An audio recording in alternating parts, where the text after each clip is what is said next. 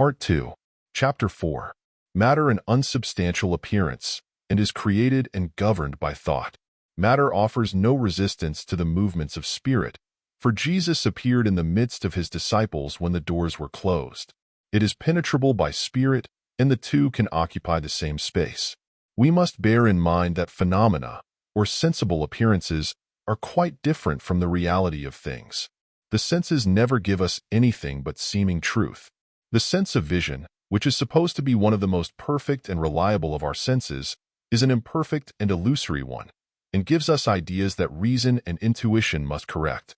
The picture from a magic lantern projected upon a screen seems to be a solid reality, as much so as a granite boulder, but it is only a combination of light and shade. When it tells us that the image reflected from a mirror is a solid substance, it gives us only an apparent truth that requires to be rectified by some higher power of perception. When it tells us that a straight stick immersed in water obliquely is bent, its testimony is fallacious and must be corrected in order to arrive at the real truth. When it tells us as plainly as it can inform us of anything that the sun rises and sets, that the moon is about the size of a cartwheel, that the dome of heaven is a solid arch, our reason has to rectify the mistake and introduce a counter and more reliable testimony.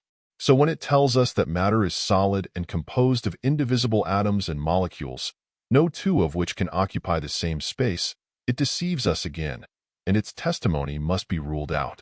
The solidity of matter is an illusion of the senses. All that we know, or can know, of matter is that it is a manifestation or externalization of spirit in the form of force. The attraction of gravitation, which in its most intense form is what we call cohesion, gives to matter its appearance of solidity. Faraday admits that the common doctrine of the impenetrability of matter, or that no two kinds of matter can occupy the same space, is untenable and contrary to some of the most obvious chemical facts.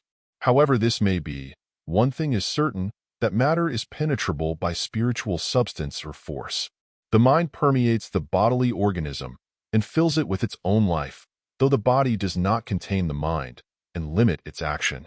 Guillermo, in the preface of his works, expresses the opinion that matter is not impenetrable. Mitchell, Boscovich, and perhaps Dr. Priestley entertain the same opinion.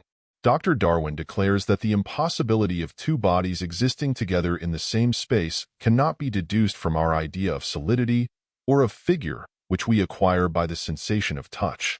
He says, the uninterrupted passage of light through transparent bodies, of the electric ether through metallic and aqueous bodies, and the magnetic effluvia through all bodies, would seem to give some probability to this opinion. Hence, it appears that beings may exist without possessing the property of solidity, as well as they can exist without possessing the properties which excite our smell or taste, and can thence occupy space without detruding other bodies from it. The doctrine broached by Boscovich many years ago, and which Faraday declared he could demonstrate to be true, may come nearer the proper conception of matter than we are aware of, viz. that the old notion of ultimate and indivisible atoms is a mere fiction, and that what we call matter, in its last analysis, is resolvable into points of dynamic force. This doctrine of Boscovich makes an approach to the true conception of matter as being only an external manifestation of spirit. It brings it next to nothing. For in geometry, a point is defined to be that which has position without magnitude. But force is spiritual, as mind is the only causal agent in the universe. All the properties of matter are only affections or feelings in ourselves, and their transference to something outside of our own minds, so far as their reality is concerned, is only an apparent truth. I must be pardoned in again affirming that all we know, or can know, of matter is in ourselves, our own sensations and feelings. It is only by an externalization of our own inward affections that we come to project them outward and conceive of them as something outside our own being. Leibniz taught that sensation was not an impression upon the body coming from without and affecting the mind, but it arose from within. As before stated, all that we know of the properties of matter are affections of ourselves. When I say that an orange is sweet, the sweetness is a sensation in myself. It is the same with other so-called CD properties of material things, as redness, hardness, roughness, smoothness. These are only affections of myself, my own mind and thought and feeling. and by the operation of a law that we do not fully understand, they are transposed out of ourselves into space and regarded as the qualities of things existing independently of ourselves. So with regard to the human body, all its apparent changes, conditions, and qualities are within the mind, and are only modes of thinking and feeling. The body, with all its varying states of health and disease, pleasure and pain, strength and weakness, is only the externalization or ultimation, or projecting outward in appearance to ourselves, of our inward condition. I find this view clearly stated by Fichte. He says, "I am compelled to admit that this body, with all its organs, is nothing but a sensible manifestation, in a determinate portion of space, of myself. The inward thinking being, that I, the spiritual entity, and I, the bodily frame in the physical world, are one and the same, merely viewed from two different sides and conceived of by two different faculties, the first by pure thought, the second by external intuition. And this thinking, spiritual entity, this intelligence, which, by intuition or sensation, is transformed into a material body, what can it be, according to these principles, but a product of my own thought, something merely conceived of by me, because I am compelled to imagine its existence by virtue of a law to me wholly inconceivable." In the system of Fichte, the sphere of existence was supposed to be exactly synonymous with the sphere of thought, and that all the reality there was to the human body was in our thoughts and feelings, and that to live truly means to think truly. There is a mental force, a spiritual power, and a sanative value in our thoughts that are but poorly understood by the world. There are many well-authenticated facts given in medical works illustrating the power of that form of thinking which we call imagination in the cause and cure of disease. These I am not disposed to doubt nor deny, but only refer them to a general law of our being, that the condition of the body is an effect of which the state of the mind is the cause. Underneath and back of the disease there is a fixed and chronic mode or habit of thinking and feeling that must be changed, and when this is effected, by whatever means we employ, the abnormal condition is remedied at the root, and the body adjusts itself to the new order of things in the spiritual organism as surely as an effect is connected with its producing cause. There is a mysterious power in our thoughts. I proved some years ago by a series of experiments that to direct our thoughts to another person affects him through any distance of space. The more intensely this mental influence is concentrated upon another, the more marked the effects. If we properly understood this spiritual power and the laws that govern it, our thoughts, directed to the sick and unhappy, would do more for their recovery than all the chemical remedies in the whole materia medica. When a patient is in a passive and consequently receptive condition, his mind is a carte blanche, or white paper, on which, by this wonderful spiritual force, you can write any impression you please, and through the mind inaugurate a new physiological movement, and effect a radical change in the direction of health and harmony. But our thoughts are equally and perhaps more influential in changing our own mental and bodily condition. There is a creative power in them. The universe is the thought of God, and owes its origin and continued existence to the imagination or image-making faculty of the divine mind. According to the Targum called after Onkelos, it was the thought or word of God which created man in his own image, in an image which was before God. So our bodily condition is the result of our way of thinking. If we would change it for the better, as from weakness to strength, from disease to health, from pain to ease, let us imagine ox fancy, or think and believe, that the desired change is being effected, and it will do more than all other remedial agencies to bring about the wished-for result. Thought is one of the most prominent of the phenomena and manifestations of life. Descartes went so far as to make the very existence of the soul to consist in actual thought, under which he included the desires and feelings, as he defined thought, to be all that of which we are conscious. There is a profound truth in the celebrated proposition of Descartes, by which he attempted to prove to himself his own existence, as the starting point in his philosophy, cogito, ergo sum, I think, therefore I am. I might modify the statement, and with equal truth say, what I am is always according to my way of thinking. My inward thoughts and feeling give shaping to my outward form and condition, so that I am what I really think I am.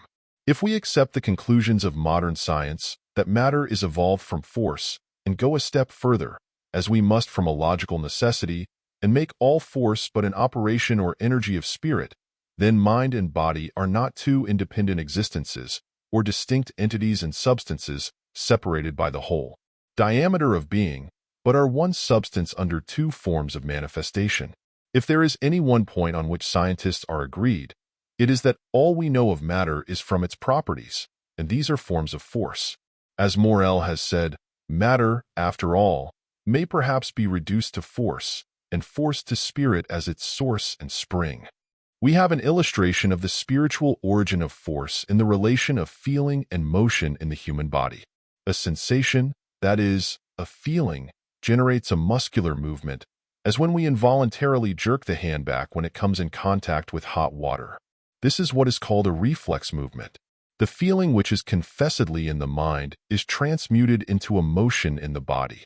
All the involuntary movements of the muscles and action of the organs are caused by something in the mind that may be expressed by the term sensation, of which one may or may not be conscious.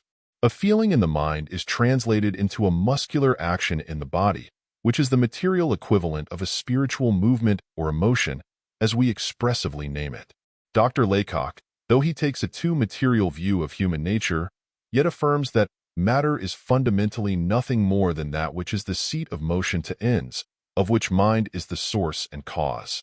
He seems also to approve the doctrine of Anaxagoras, one of the most spiritually enlightened of the Greek philosophers, that mind is the cause or first principle of motion. Mind has been defined to be that which has the power of beginning motion. Power, force, energy. Words so much used in modern science are not properties of matter, but belong only to mind or spirit. Force in action is motion.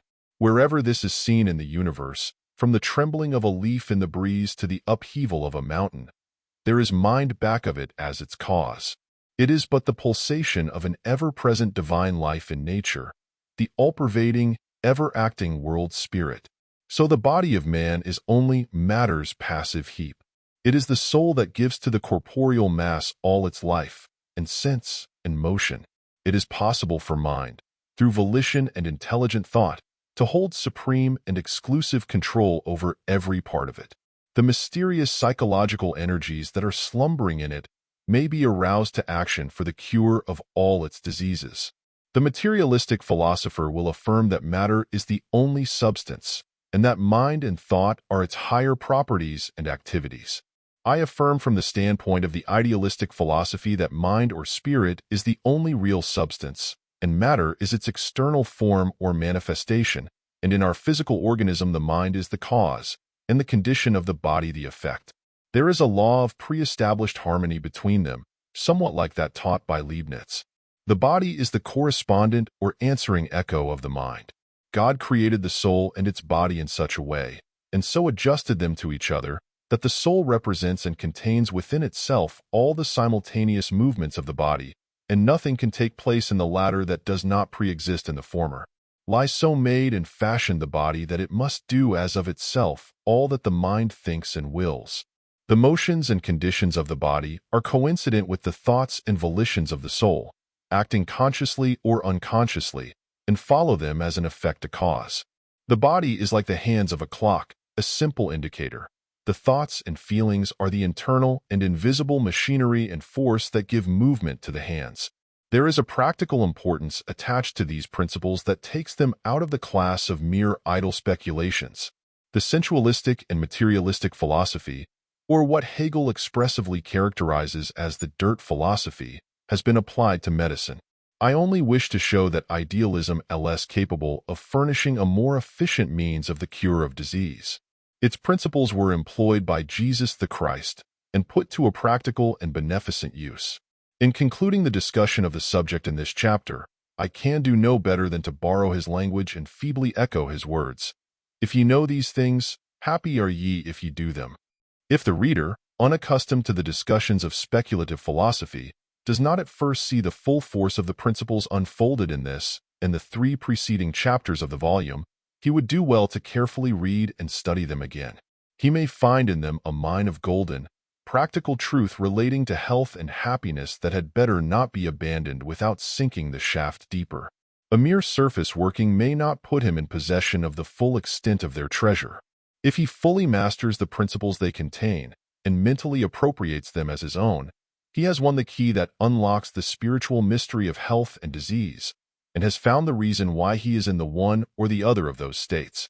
He may find in those principles, when clearly apprehended, something to which the language of Paul is not wholly inapplicable. Howbeit, we speak wisdom among them that are perfect or fully instructed, yet not the wisdom of this world, nor of the princes of this world that come to naught. But we speak the wisdom of God in a mystery, even the hidden wisdom which God ordained before the world unto our glorification. If he does not find in them what answers to this, there is surely a spiritual value in them that will well reward his search.